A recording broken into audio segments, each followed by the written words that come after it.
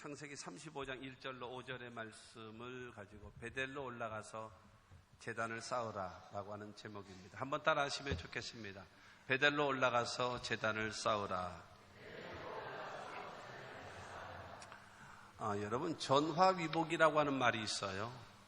전화위복. 지금 화가 다가왔어요. 어려움이 다가왔어요. 절망적 상황이 다가왔습니다. 이 화가 변하여 복으로 바뀌는 것. 이것이 성경적으로 말하게 되어지면 합력하여 선을 이루시는 그 하나님의 역사. 우리의 삶 속에 화가 변하여 복으로 바뀌어지는 그 역사가 이 나라 이민족의, 그 다음에 여러분 우리 교회와 여러분의 가정과 여러분의 개인의 삶에 있게 되기를 주님의 이름으로 축원합니다. 여러분, 전화위복이 되어지려면 거기에는 원칙이 있어야 돼요. 무조건 되어지는 것은 없습니다. 신앙적으로, 그다음에 하나님의 그 역사, 하나님의 도우심으로 평화 하늘 위에서 내려오네. 하나님께서 주시는 여러분 그 평화와 은혜로 인해서 모든 것이 전화위복이 되어지려면 원칙이 있어야 된다는 겁니다. 원칙이라고 하는 것은 여러분 행동이나 어느 이론에 변함이 없는 일정하게 일관되게 그 지켜지는 규칙, 법칙, 그것이 원칙이라고 할 수 있습니다. 행동하는 데 있어서, 그 다음에 모든 이론에도 마찬가지고 변함이 상황에 따라서 변하는 것이 아니라 일관되게 진행되어지는 그것이 바로 규칙이 있어요. 그게 원칙이 있어야 된다는 겁니다. 하나님은 우리에게 여러분 복을 주시기 위해서도 원칙이 있습니다. 그 원칙이 없이 무작정 주는 법은 없습니다. 나이가 많기 때문에, 오래 믿었기 때문에, 직분이 높기 때문에, 그러기 때문에 하나님께서 복 주시는 일, 그것은 쉽지 않습니다. 그건 불가능합니다.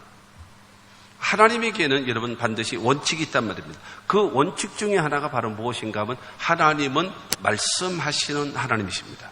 할렐루야. 하나님은 말씀하시는 하나님이시고요. 그 말씀을 들은 인간들은 그 말씀에 순종하며, 하나님은 말씀하시고 인간들은 그 말씀에 순종하게 되어지면 하나님은 일하기를 시작하는 겁니다. 하나님의 말씀에는 반드시 무엇이 같이 가는가 하면 약속의 말씀과 함께 명령이 항상 같이 갑니다. 약속과 명령이 같이 갑니다. 그렇기 때문에 그 하나님의 약속의 말씀을 믿고 명령에 순종하면 되는 겁니다. 그 하나님의 약속의 말씀에 대한 내가 여러분 확신이 있다면, 믿음이 있다면 행하는 데는 전혀 지장이 없습니다. 그렇지 않겠습니까? 근데 왜 내가 신앙생활하는데 하나님의 말씀에 순종이 잘 안 되는가? 안 되는 이유는 간단합니다. 하나님에 대한 확신이 없기 때문이고, 두 번째로 하나님의 약속의 말씀에 대한 확신이 없기 때문에 내가 실천하지 못하는 겁니다. 확실하다면, 여러분 이 하나님의 말씀이 내 인생을 바꾸고 내 운명을 바꿀 수 있는 하나님의 말씀이라고 하면 안 바뀌겠습니까? 바뀌죠. 어떤 대가를 지불할지라도 실천하죠. 이 말씀이 내 인생을 바꾼다니까요. 이 말씀이 내 운명을 바꾼다니까요. 그것에 대한 확신이 있다면 실천 안 할 게 뭐가 있겠습니까? 만사를 제껴놓고 하는 거죠. 그러나 그게 왜 안 되느냐 하면은 하나님의 말씀에 대한 확신이 없기 때문에 어떻게 살아가느냐? 지금까지 살아오던 내 방식대로 사는 겁니다. 내 방식대로. 그러고 되는 거예요. 어쩌다 되겠지, 우연히 되겠지, 안 됩니다. 여러분, 서울에서 부산까지 가는데 무궁화호가 가고요, 새마을호가 가고 KTX가 달린다고 쳐보십시오. 여러분, 무궁화호로 가려면 5시간 넘게 걸리잖아요. 새마을호로 가게 되어지면 4시간 넘게 걸리고요. 그러면 KTX를 타고 가게 되어지면 거의 한 3시간 정도면 가고요. 내가 무궁화호를 타고 가면서 빨리 가고 싶어서 1호서부터 10호까지 왔다 갔다 뛰어다니면 기차가 더 빨리 갑니까? 어림없는 소리예요. 여전히 5시간 반 걸려서 여러분 부산에 도착하는 거예요. 내가 빨리 가고 싶으면 새마을호로 바깥 타야 되고, 내가 빨리 가고 싶으면 KTX로 바깥 타야 돼요. 내가 여전히 여러분 무궁화호를 타고 가고 있으면서 3시간 안에 가야 되겠다라고 아무리 방방 뜨고 아무리 소리 지르고 아무리 1호부터 10호까지 뛰어다녀도 여전히 5시간 반은 여전히 시간 걸리고 가는 거예요. 안 되는 겁니다. 내 방식대로 안 되는 거예요. 원칙이라니까요. 하나님 말씀하시고 말씀하신 것을 믿고 행하면 되는 겁니다. 하나님의 약속에는 말씀에는 약속이 있고 명령의 말씀이 있기 때문이다라는 겁니다. 믿게 되기를 주님의 이름으로 축원합니다. 중요한 것은 우리가 하나님의 말씀에 순종 안 되는 이유가 바로 거기에 있다는 겁니다. 정말로 이 말씀이 내 인생을 바꾸고 운명을 바꾼다라는 확신이 있다면 왜 안 되겠습니까? 그렇지 않겠습니까? 하나님의 말씀에 대한, 하나님에 대한 믿음을 갖고 하나님의 말씀에 대한 믿음을 갖고 나아갈 수 있는, 그래서 하나님이 여러분들에게 개인에게 물으실 겁니다. 여러분의 마음을 놓고 하시면서 너 나 믿니? 물으실 겁니다. 너 내가 너에게 한 말을 믿니? 라고 물으실 겁니다. 그 물으실 때에 내가 믿어요. 말로만 아니에요. 내 삶을 통하여서 그 말씀, 하나님을 믿는 것과 하나님의 말씀을 믿는 것을 내가 보여드리면 하나님은 여러분을 위하여 일하기 시작하실 것입니다.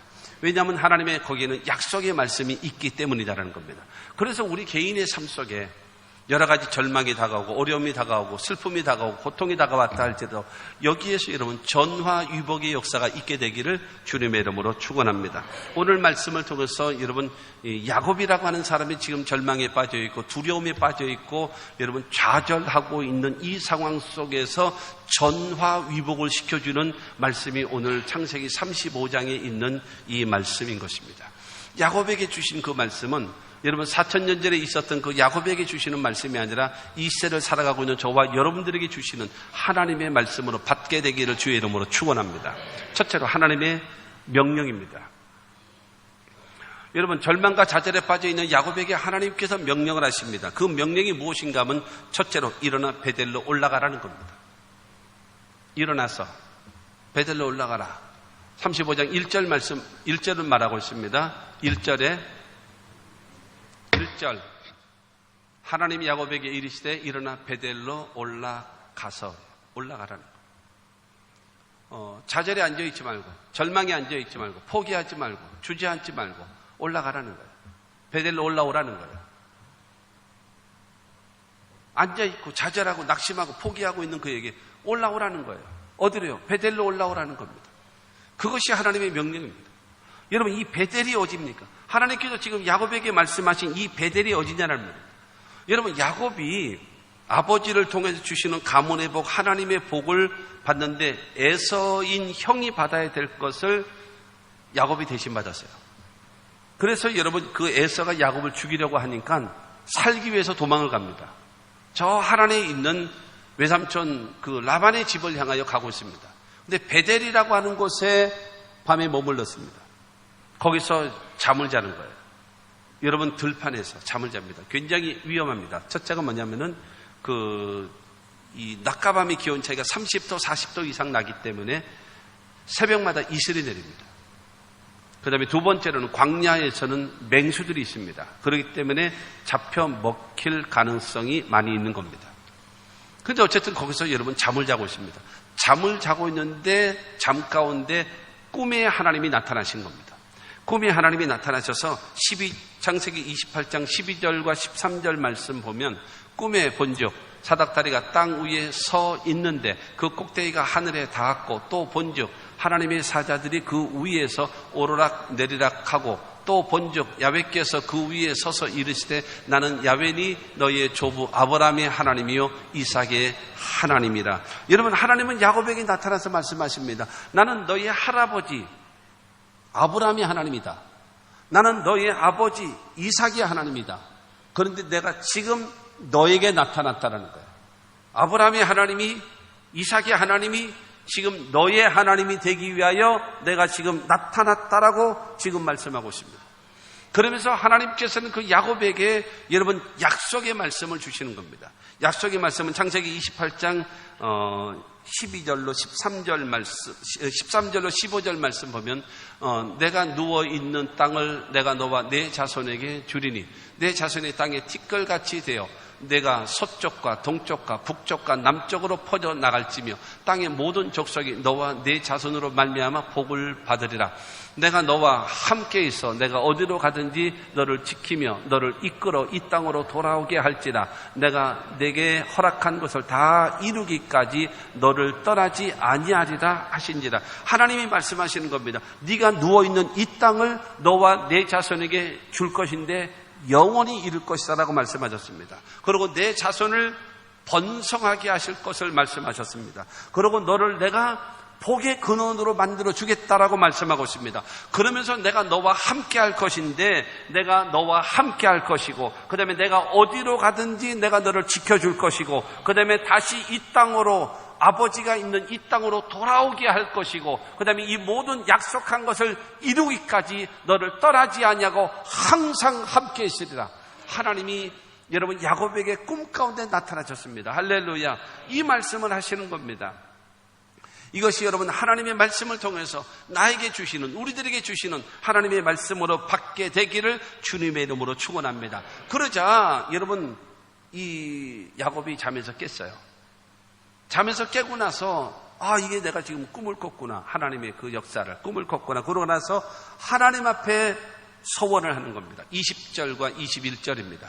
야곱이 서원하여 이르되 하나님이 나와 함께 계셔서 내가 가는 이 길에서 나를 지키시고 먹을 떡과 입을 옷을 주시어 내가 평안히 아버지 집으로 돌아오게 하시오면, 이게 지금 서원하는데 조건을 제시하는 겁니다. 첫째가 바로 무엇인가 하면은 하나님이 나와 함께 하시기를 바라고, 두 번째로 내가 가는 이 길 모든 일정을 하나님이 지켜주실 것을 서원하고, 그 다음에 세 번째로는 먹을 양식을 내게 풍족히 주시고, 그 다음에 나로 평안히 아버지 집으로 돌아오게 해 주십시오. 이거를 조건을 거는 거예요. 하나님이 나와 늘 함께 하십시오. 그리고 내가 가는 이 길에서 나를 늘 지켜주십시오. 그리고 먹을 양식과 마실 물을, 입을 옷을 내게 허락해 주십시오. 그리고 내가 아버지 집으로 무사히 건강한 가운데 돌아올 수 있도록 해 주십시오. 그러면 내가 약속하겠습니다. 21절을 통해서 말씀합니다. 야훼께서 나의 하나님이 되실 것이요, 내가 이제는 하나님만 섬기겠습니다. 하나님만 의지하며 살겠습니다. 하나님만 섬기며 살겠습니다. 지금 서원하고 있는 겁니다.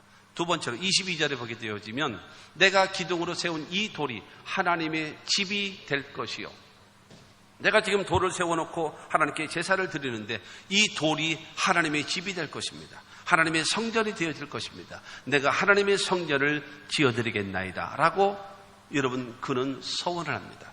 그리고 세 번째로는 22절 후반에 보게 되어지면 하나님께서 내게 주신 모든 것에서 10분의 1을 내가 반드시 하나님께 드리겠나이다 하였더라. 하나님께서 내게 수입으로 주시는 모든 복의 10분의 1, 11조를 내가 하나님께 드리겠습니다 라고 하면서 서원을 한 것입니다. 하나님께서 나와 늘 함께 해주시고 내 모든 일정 속에 지켜주시고 먹을 양식과 마실 물과 입을 옷을 내게 허락하시고 아버지 집으로 무사히 귀환하게만 해주십시오. 그러면 야훼께서 나의 하나님이 되실 것입니다. 그리고 이 돌이 세워진 이곳에 하나님의 성전이 되어지고 하나님의 집이 되어질 것입니다. 그리고 내가 모든 수입의 11조인 10분의 1을 내가 하나님께 반드시 바치겠습니다라고 여러분 야곱은 하나님 앞에 서원한 겁니다. 그곳이 베델입니다. 하나님은 야곱에게 말씀하십니다. 절망에 빠져있고 두려움에 빠져있는 그 야곱에게 하나님 말씀하십니다. 일어나 베델로 올라오라. 네가 가장 외롭고 가장 힘들고 가장 절망스러울 때 내가 너를 만났던 그곳이 베델 아니냐. 베델로 올라오너라. 나는 너에게 약속했고 너는 나에게 소원을 했던 그곳 베델로 올라오라. 여러분, 베델로 올라오라는 말은 무슨 말이겠습니까? 너의 신앙을 회복하라는 거예요. 첫신앙을 회복하라는 거예요. 첫사랑을 회복하라는 겁니다. 그리고 네가 나에게 약속한 것, 그것을 이행하라는 겁니다. 약속을 이행해야 어떤 사람이 되겠습니까? 믿을 수 있는 사람이 되는 겁니다.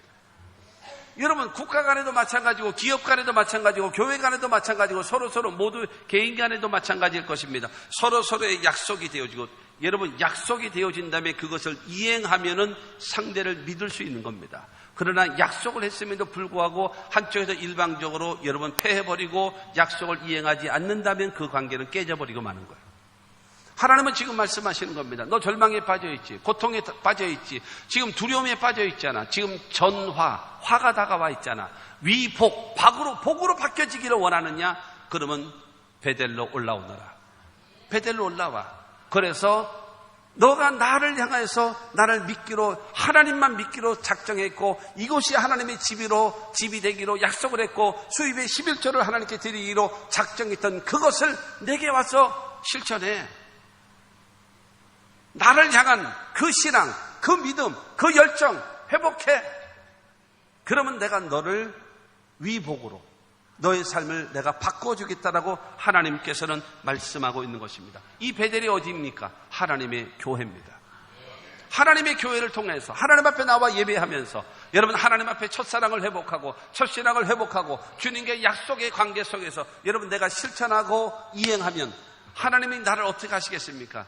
믿을 수 있는 거죠. 이 관계를 형성할 것을 하나님은 말씀하고 있습니다. 두 번째로 하나님은 말씀하십니다. 베델에 거주하라. 35장 1절을 통해서 거기 거주하며 라고 말하고 있습니다. 거주하며 라고 말하는 것은 무엇입니까? 거기 살라는 거예요. 거기를 중심으로 해서 삶을 살아갈 것을 말씀하고 있습니다. 내가 기둥으로 세운 이 돌이 하나님의 집이 될 것이라고 너 나한테 서원하지 않았니?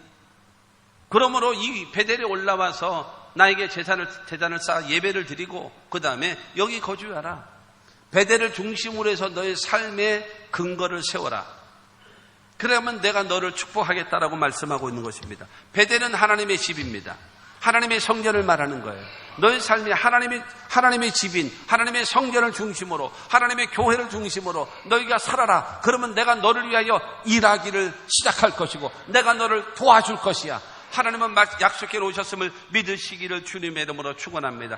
여러분 베델로 올라오라고 말씀하신 그 주님께서 베델에 거주하라는 겁니다. 여러분 일도 하지 않고 장사도 하지 않고 농사도 짓지 않고 사업도 하지 않고 베델에만 거하나요? 성전에만 거하나요? 아니에요. 그것이 아닙니다. 하나님 중심으로 살라는 것이고 교회 중심으로 살아가는 것입니다. 말씀 중심으로 살아갈 것을 말씀하고 있는 것입니다. 할렐루야. 신앙을 회복하고 하나님 중심의 삶을 언제나 하나님과의 관계를 맺으며 살아가면 하나님께서 너를 도와주시겠다라고 약속해 놓으신 것입니다. 네가 가고 싶었던 숲곳,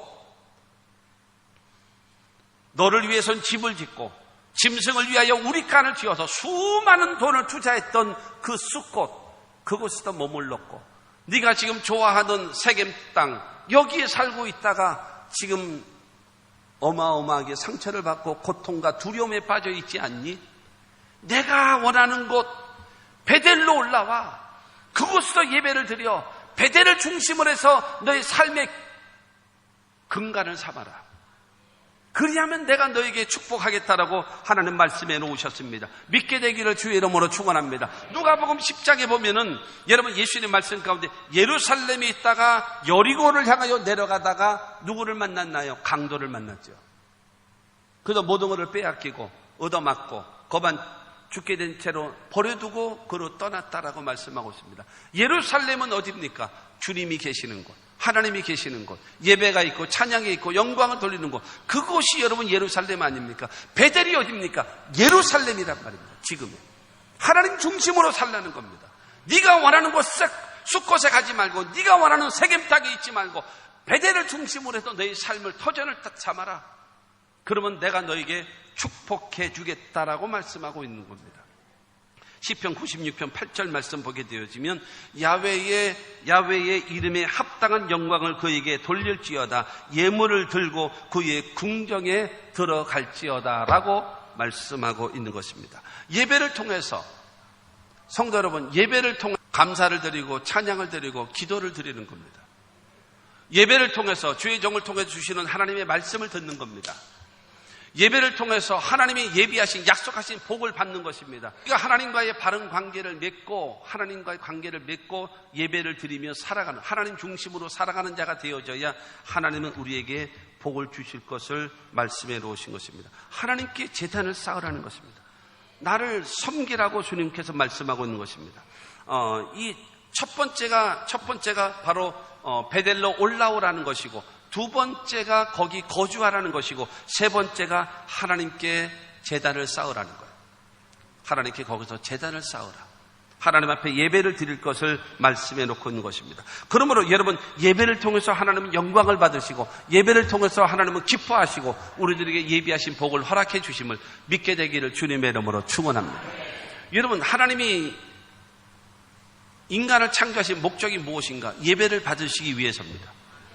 하나님이 430년 동안 종살이하고 있던 이스라엘 백성들을 출애굽시키신 목적이 바로 무엇입니까? 이 산에서 너희가 나를 섬기리라. 예배 받으시기 위해서입니다.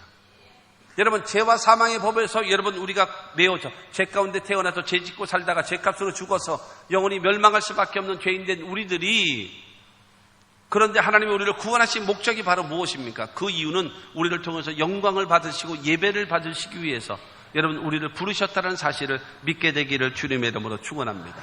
예배를 드려야 하나님은 영광을 받으시고, 예배를 통해서 하나님은 여러분들을 축복하십니다. 여러분, 이 예배의 관계, 여러분 너무나 예배를 소홀히 여기고 있어요. 우습게 알고 있어요. 여러분, 그러면서 하나님의 복을 받기를 원하고 있어요. 예배를 통해서 주님과의 관계를 맺는 겁니다. 여러분, 사랑을 해보셨습니까? 사랑을 해보셨나요? 사랑하면 어떠나요? 사랑하는 관계는요, 보고 싶은 거예요. 눈 감으면 떠올라야 되고요, 꿈을 꾸면 나타나게 되고요, 안 보면 보고 싶고요, 그 다음에 만나고 있으면 헤어지기 싫은 거, 그것이 뭐예요? 사랑하는 관계입니다. 사랑을 안 해보셨군요. 납치돼가지고 지금 살고 있습니까? 관계로? 사랑하면 그러는 것입니다. 내가 정말로 주님을 사랑하고 있다면 주님과의 여러분 만남, 예배를 통해서 만남을 가져서 여러분 주님과의 바른 관계를 맺는 것, 그것은 하나님이 기뻐하시는 일이고 우리가 복을 받는 길인 것을 믿게 되기를 주 예수 이름으로 축원합니다. 그러므로 하나님 앞에 여러분 예배자, 하나님 앞에 예배자를 축복하신다는 겁니다. 여러분, 바른 예배자가 되어져서 여러분 예배에 성공하면 인생을 성공할 수 있습니다. 예배를 실패하면 인생을 실패할 수밖에 없어요. 그러므로 여러분 바른 예배자가 되어지시기를 주 예수 이름으로 축원합니다. 두 번째로 야곱의 결단입니다. 야곱의 반응입니다. 하나님은 명령하셨잖아요. 첫째가 바로 베델로 올라와라. 두 번째라 거기 거주해라. 세 번째로 나에게 제단을 쌓아서 제사 드려라. 이것이 하나님의 명령입니다. 그 명령에 대한 야곱의 결단, 야곱의 반응입니다. 여러분, 신앙생활은 반응입니다. 하나님의 말씀을 듣고 흥 웃기네, 그러면 끝나는 겁니다. 그러면 그 말씀에 내가 어떻게 반응을 하느냐에 따라서 하늘과 땅 차이로 달라지는 것입니다. 여러분, 야곱은 어떻게 결단했는가? 첫째로 이방 신상을 버리자라고 말하고 있습니다. 2절 말씀 보기, 야곱이 이에 자기 집안 사람과 자기와 함께한 모든 자에게 이르되 너희 중에 있는 이방 신상들을 버리고, 이방 신상을 버리라는 거예요. 하나님 외에 다른 신, 하나님 외에 다른 것, 그거 다 버리라는 거예요. 그 누구 하나님의 명령인가요? 지금 야곱의 반응입니다. 야곱의 여러분 결단인 것입니다. 이방 신상이 무엇입니까? 외국인들, 이방인들이 섬기는 신입니다. 하나님 외에 이스라엘 백성, 하나님의 백성들은 여러분 하나님 중심으로 살아가기 때문에 이방 신상이라고 하는 것은 세상 사람들, 이방인들이 섬기고 있고 의지하고 있는 그 신상 가지고 있는 거 다 버려라. 여러분, 지금 야곱의 부인이었던 라헬이라는 사람은 여러분 그 드라빔이라고 하는 자기 아버지인 그 라반이, 그러니까 사람이 형상 비슷하게 생긴 걸 가지고 아침마다 이렇게 흔들어대면서 자기 소원을 아뢰고 있는, 이것이 하나의 여러분 종교적 의식적 행위거든요. 이게 바로 우상입니다. 모든 우상들을 다 버리라고 성경은 말하고 있는 것입니다. 여러분, 그 모든 세상 자기 밑에 있는 많은 사람들, 각지에 있는 사람들이 자 밑에 부하로 있고 양치는 사람들로 있고 그러기 때문에 그들이 섬기고 있던 모든 우상들도 다 버리라는 거예요. 오직 하나님만 믿고 섬겨야 되겠다라고 지금 여러분 야곱은 결단하는 것입니다.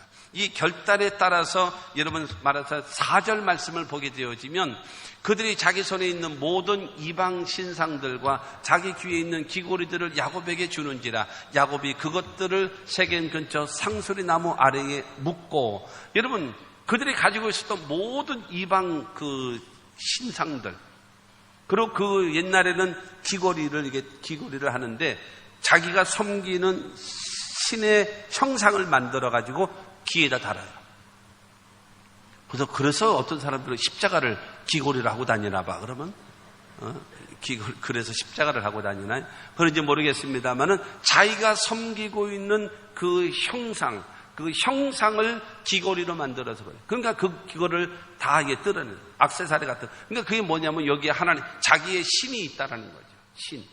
그걸 다 끄집어냅니다. 그래서 야곱에게 다 갖다 주니까는 그거를 상수리 나무 아래에 땅에다 묻어버렸어요. 묻어버린다는 것은 무슨 말입니까? 다시는 안 찾아온다는 거예요. 다시는 안 믿는다는 거예요. 누구만 믿는다는 거예요. 살아계신 하나님만 믿고 섬기겠다라고 여러분 야곱은 결단했다는 사실을 믿게 되기를 주님의 이름으로 축원합니다. 우리는 여러분 하나님보다도 더 사랑하는 것 없이 오직 하나님만 믿고 섬기는 우리 모두가 다 되어지시기를 주님의 이름으로 축원합니다. 그렇기 때문에 여러분 하나님보다도 더 사랑하는 거, 하나님보다도 더 의지하는 거, 하나님보다도 더 생각나는 거, 그 모든 것이 뭐예요? 우상입니다. 우상.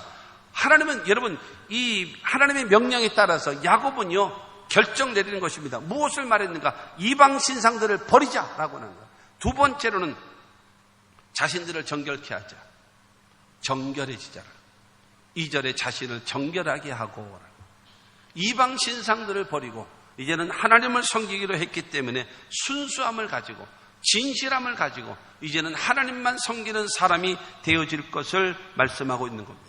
이제는 하나님. 그래서 절에는 그러니까 내가 정결해졌느냐 정결해지지 않았느냐를 뭘로 볼 수 있는가 하면 하나님이 좋아하시는 거는 나도 좋고 하나님이 싫어하시는 거는 나도 왠지 싫고. 여러분 이게 정결해진 사람이에요. 그런데 정결해졌다라고 성도라고 말을 하면서 하나님이 좋아하시는 거는 나는 진절이 나기 싫고 하나님이 싫어하시는 거는 나는 무지무지하게 좋고 그러니 맨날 얻어 터지는 거죠. 그러니까 계속 여러분 환난과 근심과 걱정이 나를 떠날 날이 없는 거예요. 이심전심으로 하나님이 좋아하시는 건 나도 좋고 하나님이 기뻐하시는 건 나도 기뻐하고 하나님이 싫어하시는 건 나도 왠지 싫어하는 여러분 이러한 마음속에 역사가 있게 되기를 주님의 이름으로 축원합니다. 회개하여 정말로 하나님만 믿고 섬기기로 이제는 주님만 섬기기로 작정하는 우리 신앙과 믿음의 사람 되어지기를 주님의 이름으로 축원합니다. 에베소서 5장 8절과 9절 말씀 보면 너희가 전에는 어둠이더니 이제는 주 안에서 빛이라 빛의 자녀들처럼 행하라. 빛의 열매는 모든 착함과 의로움과 진실함에 있느니라. 할렐루야. 너희가 전에는 어둠이었다라는 거예요. 어둠. 그렇기 때문에 어둠의 삶을 살아가는 거예요. 자기 마음대로 살아가는 거죠. 그러니 이제는 주 안에 빛이 됐어요. 그러므로 빛의 자녀들처럼 행하라는 겁니다. 빛의 자녀들의 모습은 바로 무엇인가 하면 모든 착함과 의로움과 진실함에 있다 그랬어요. 사람들과의 관계 속에서 착함으로 나타나고 하나님 앞에는 의로운 존재로 나타나고 그 다음에 자기 자신에게는 진실한 사람으로 바뀌어지는 것. 이것이 여러분 하나님의 사람임을 믿게 되기를 주님의 이름으로 축원합니다. 심령의 변화입니다. 마음의 변화예요. 여러분 정결케 되어지고 우상을 버린 사람들이 이방 신상을 버린 사람들이 두 번째 가져야 될 자세가 바로 무엇인가 하면요 마음을 정결케 하는 것입니다. 내 마음이 주님을 향하여 내 마음이 하나님 앞에 선택받은 선민답게 내 마음이 하나님이 기뻐하시는 성도답게 여러분 마음의 가짐을 달라지는 것 이것이 여러분 정결케 되어지는 하나님의 은혜인 것입니다. 세 번째로 여러분 야곱은 결단합니다. 의복을 바꿔 입자. 여러분 의복을 바꿔 너희들의 의복을 바꿔 입으라 라고 말씀하고 있습니다. 여러분 이 의복을 바꿔 입는다는 정결케 된다라고 하는 것은 심적인 변화, 내적인 변화죠. 그러나 의복을 바꿔 입으라고 얘기하는 것은 행동의 변화입니다. 삶의 변화를 말하고 있는 겁니다. 여러분 옷이라고 하는 것은 양복을 입고 고급 여러분 이렇게 원피스나 투피스를 입으신 여러분들 아무 땅에나 아무렇게나 앉습니까? 아무 때나 눕나요? 그거 못하죠.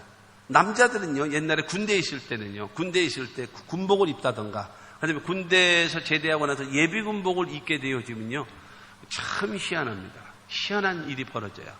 예비군복이나 군복만 입으면 아무데나 앉습니다. 아무데서나 자빠집니다. 이건 꾸김도 안 가고 뭐 그러기 때문에 그냥 전혀 아무데나 앉아 그러면 그냥 앉아버려요. 그냥 잠깐 시간만 있으면 그냥 벌러덩 누워 그냥. 그러나 양복 입고는 못 앉아요, 아무 데서나. 왠지 아십니까? 빵꾸가 나거든. 그렇지 않습니까? 빵꾸가 나서 집에 가면 이제 부인님한테 얻어맞는 거야. 아무 데나 앉아가지고. 여러분, 그런 일이 되잖아요. 의복이라고 하는 건, 의복을 바꿔 입었다라는 것은 삶의 자세와 태도와 행동이 완전히 바뀌어진 것을 말씀하고 있는 것입니다. 그러므로 사랑하는 성도 여러분, 하나님 앞에 선택받은 사람답게 이제는 과거의 삶이 아니라 새로운 삶으로 저와 여러분들이 변화되어진 삶을 살아갈 것을 말씀하고 있는 것입니다. 계시록 19장 8절 말씀 보게 되어지면 그에게 빛나고 깨끗한 세마포 옷을 입도록 허락하셨으니 이 세마포 옷은 성도들의 옳은 행실이도다 하더라. 여러분, 중요한 것은 성도들의 옳은 행실에 세마포 옷을 입기를 원하는 겁니다. 누더기요 때묻은 더러운 옷 입는 것이 아니라 여러분, 의로운 세마포 옷을 입는, 하나님이 기뻐하시는, 여러분 의복을 바꿔 입는 하나님의 사람들이 되어지기를 주님의 이름으로 축원합니다. 여러분, 우리가 우상, 이방 신상을 버리는 것은요, 하나님만 섬기겠다라는 결단이고, 그 다음에 정결케 하라고 얘기하는 것은 심령의 변화를 말하는 것이고, 의복을 바꿔 입으라는 것은요, 행동의 변화를 촉구하고 있는 것입니다. 그래서 네 번째로 야곱이 결단합니다. 무엇인가 하면 일어나 베델로 올라가자. 베델로 올라가자라는 거예요.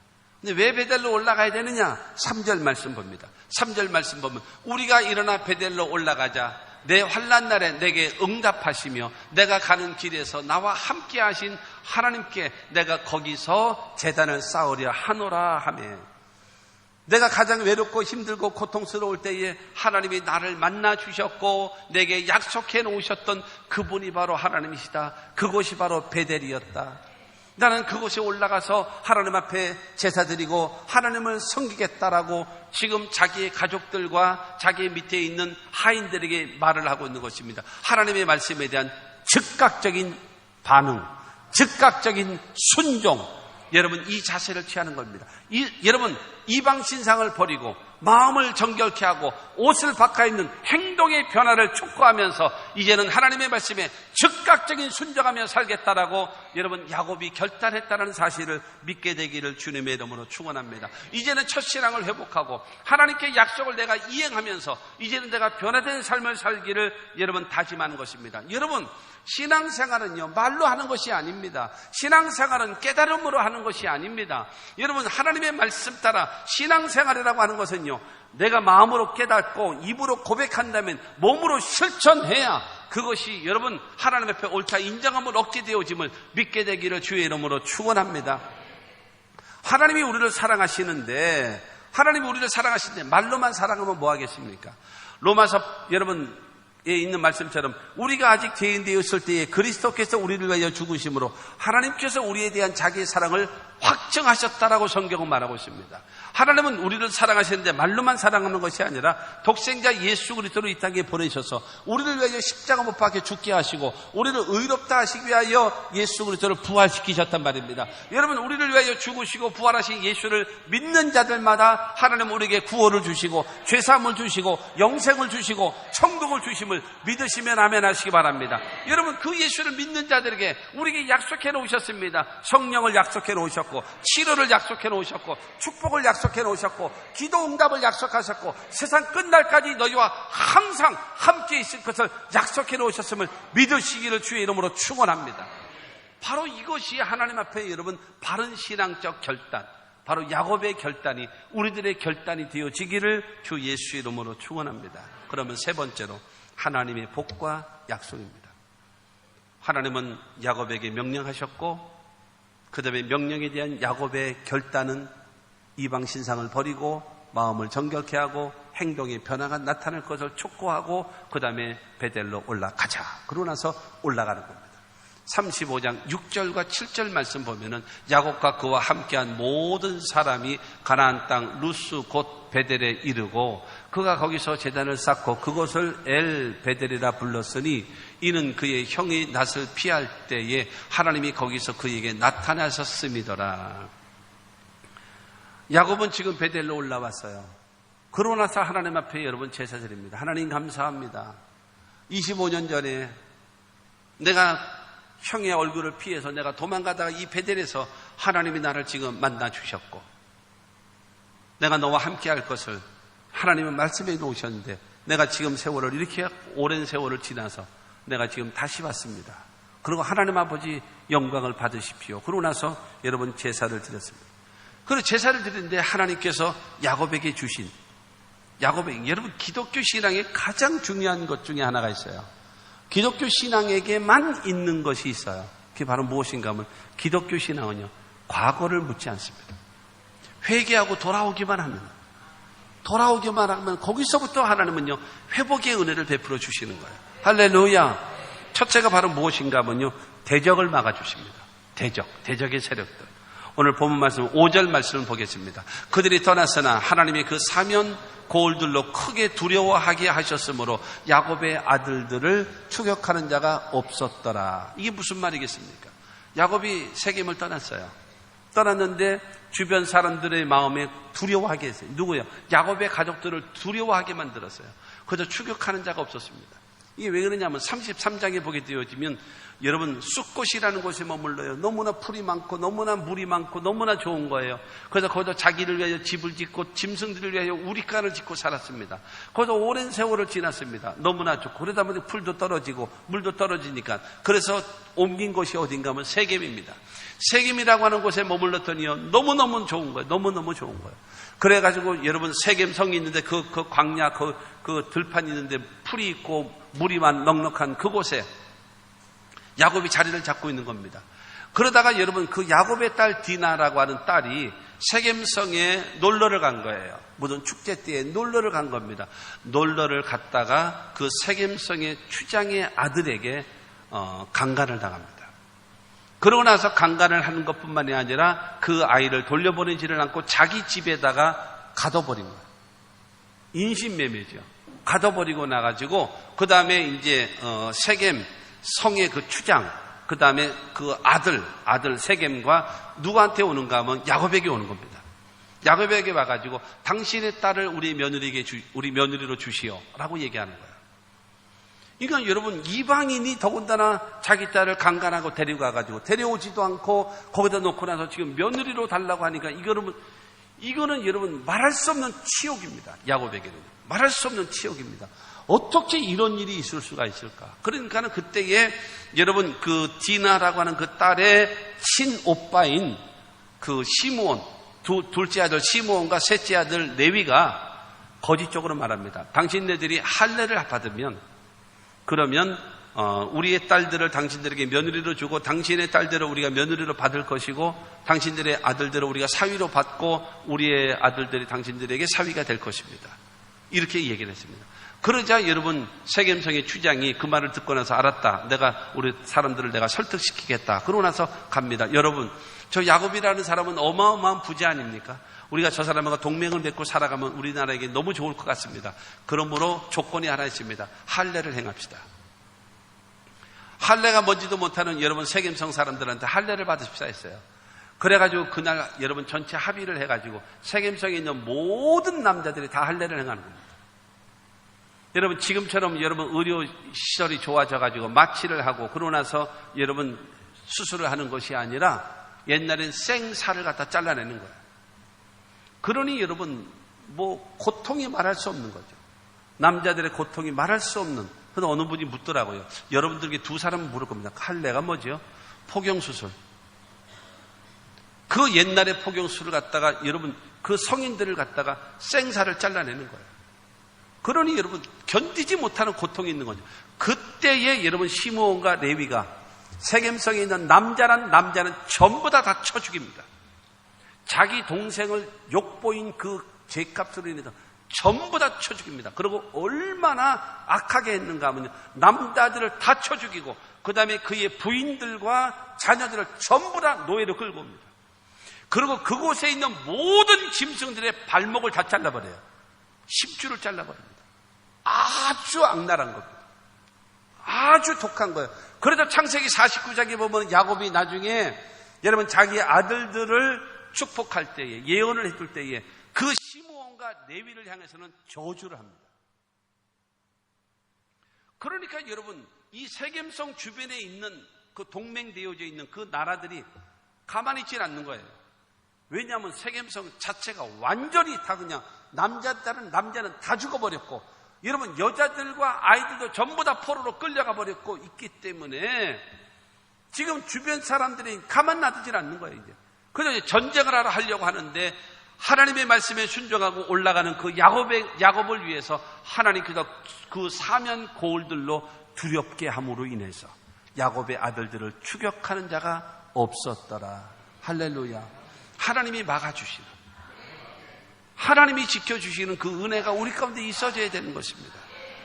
여러분 시편 127편의 말씀처럼 야훼께서 집을 세우지 아니하시면 세우는 자의 수고가 헛되며 야훼께서 성을 지키지 아니하시면 파수꾼의 깨어있음이 헛되도다. 너희가 아침에 일찍 일어나고 늦게 누우며 수고의 떡을 먹음이 헛되다고 말씀하십니다. 아무리 일을 세우려고 해도 하나님이 도와주지 아니하시면 헛된 일이 너무나 많고, 아무리 주어진 것을 지키기 위해서 밤잠도 못 자고 지키고 있다 할지라도 여러분 다 도망가 버리고 말고, 그 다음에 아침에 일찍 일어나고 늦게 눕는 여러분 수고하고 애쓰고 노력하고 산다 할지라도 하나님이 지켜주지 않고 보호하지 않고 함께하지 않으면 헛수고가 너무 많다라는 겁니다. 하나님이 지켜주셔야 돼요.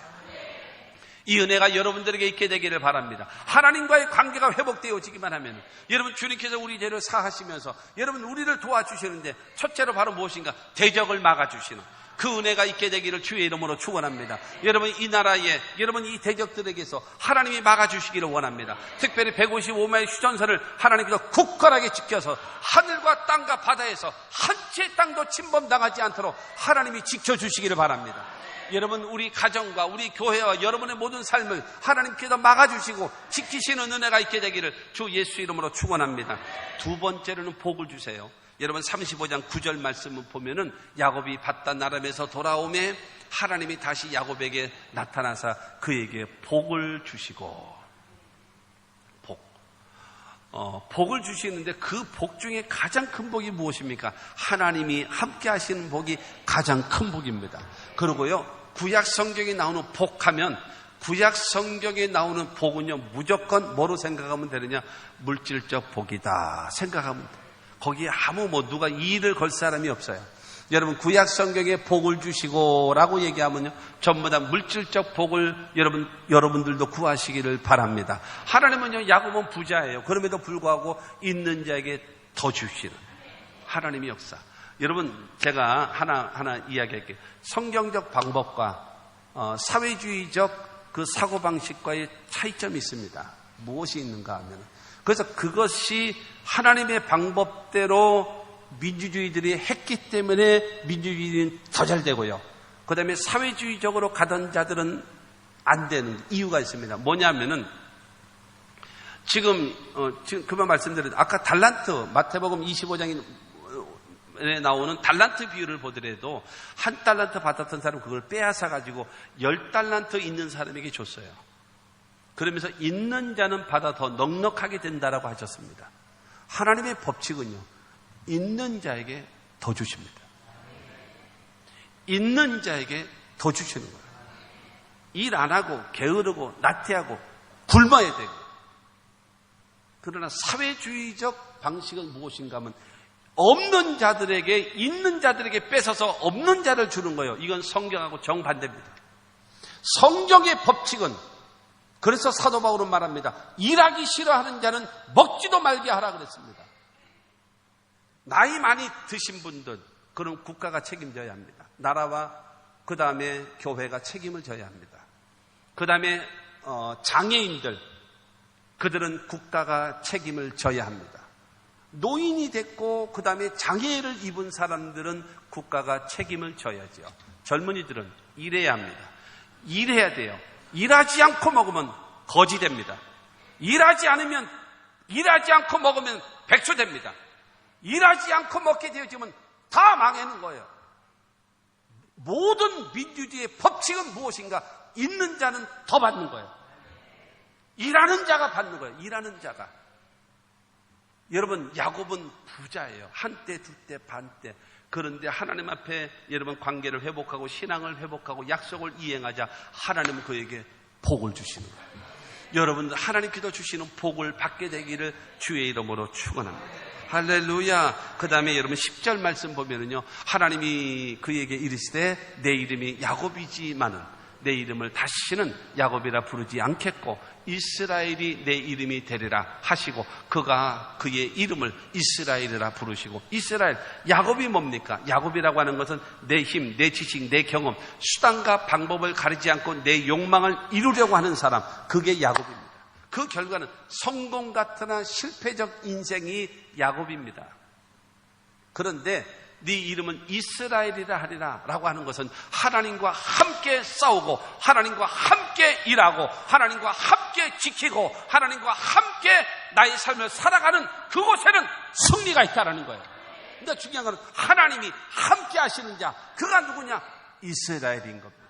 그래서 여러분, 하나님은 그 야곱에게 말씀하십니다. 다시는 야곱이라 하지 말고 이스라엘이라 하리라. 내가 너와 함께 할 것이다. 내가 너를 지켜줄 것이다. 내가 너를 도와줄 것이다. 이 은혜가 있게 되기를 바랍니다. 대적을 막아주셨잖아요. 여러분, 복을 주셨잖아요. 그리고 더군다나 여러분, 야곱이 변하여 이스라엘로 바뀌어지잖아요. 그것뿐인가요? 마지막 네 번째로 보면 11절에 보면은 11절에 하나님이 그에게 이르시되 나는 전능한 하나님이라 생육하며 번성하라. 한 백성과 백성들의 총회가 내게서 나오고 왕들이 내 허리에서 나오리라. 내 자손이 번성케 되고 번성케 될 것이고 나라가 세워질 것이고 그 나라의 왕들이 내 후손을 통해서 이루어지게 될 것이다. 여러분, 하나님께서 자손까지 축복하시는 그 약속이 여러분 이 야곱에게 임하게 된 것입니다. 사랑하는 성도 여러분, 지금 이 대한민국은 여러 가지로 어렵습니다. 여러분, 이 대한민국에 살고 있는 우리 모든 사람들도 여러 가지 모양으로 어렵습니다. 여기에 전화위복의 역사가 우리의 삶에 나타나야 합니다. 그러기 위해서는 하나님의 명령을 들어야 됩니다. 베델로 올라오라는 하나님의 명령을 들으셔야 됩니다. 거기에 거주하라는 주님의 말씀을 들으셔야 합니다. 그리고 거기서 내게 제사를 쌓고 예배를 드리라는 말씀에 귀를 기울여야 합니다. 그러고 나서 야곱이 결단을 내린 것처럼 우리도 결단해야 합니다. 이방 신상을 버리고 마음을 정결케 하고 의복을 바꿔입는 행동의 변화가 나타나고 하나님의 말씀에 즉각적으로 순종하는 삶으로 바뀌어져야 합니다. 그러면 하나님은 저와 여러분들에게 반드시 복을 주실 것입니다. 대적의 세력을 막아주실 것입니다. 하나님은 우리들에게 물질의 복을 허락해 주실 것입니다. 그뿐만이 아니라 하나님께서 나의 삶에 함께 하셔서 야곱은 성공 같으나 실패했지만 여러분 이스라엘이 되어져서 여러분 늘 승리하며 성공적인 인생을 살아갈 수 있도록 저와 여러분들을 이스라엘로 바꿔주실 것입니다. 그리고 여러분이 잘 되는 것뿐만이 아니라 여러분의 자손과 후손이 잘 되는 하나님의 축복이 야곱에게 주신 것이 그것이 우리들에게도 주시고 이 대한민국에 주시는 그 은혜가 있게 되기를 주 예수 이름으로 축원합니다.